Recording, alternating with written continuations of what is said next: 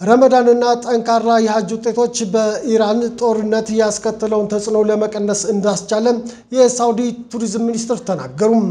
የሳውዲ ቱሪዝም ሚኒስትር አልካቲብ ይህን የተናገሩት በኤፍአይ ፕራዮሪቲ ኢሮፕ ጉባኤ ላይ ሰሞኑን ሲካሄድ ነው። ባሳለፍነው ሐሙስ በሮም በተካሄደው በዚሁ ጉባኤ ላይ የሳውዲ መንግስት የቱሪዝም ዘርፍ እንቅስቃሴ ተገምግሟል። ምንም እንኳን ክልላዊ ውጥረት ቢኖርም የሀገር ውስጥና የሃይማኖት ቱሪዝም ጠንካራ አፈጻጸም መታየቱ ነው የተነገረው። ይህም ከባለፈው ዓመት ተመሳሳይ ወቅት ጋር ሲነጻጸር በ6 በመቶ ገደማ አድጓል ነው የተባለው። ከረመዳንና ከሐጅ ጎብኚዎች የተገኘው ውጤት በኢራን የተከሰተውን ጦርነት ያስከተለውን መስተጓጎል ተጽዕኖ ለማቃለል እንደረዳም ተብራርቷል።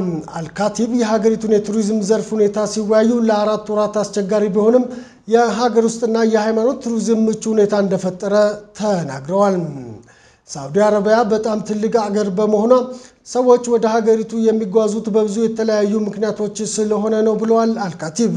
ከእነዚህ ምክንያቶች አንዱና ዋነኛው ደግሞ ሃይማኖታዊ ነው ብለዋል። ስለሆነም ጠንካራ የረመዳንና ጠንካራ የሐጅ ጉዞ አሳልፈናል፣ 5ቱን ወራት በጥሩ አፈጻጸም አጠናቀናልን ብለዋል። ከባለፈው ዓመት ተመሳሳይ ወቅት ጋር ሲነጻጸር ታዲያ ከ5 በመቶ ወደ 6 በመቶ ከፍ ብሏል። ይህም ትልቅ ስኬት ነው ብለዋል አልካቲብ። አልካቲብ በሀገር ውስጥ ጠንካራ አፈጻጸም የሚመራ ፈጣን ማገገም እንደሚያስፈልግም ተናግረዋል።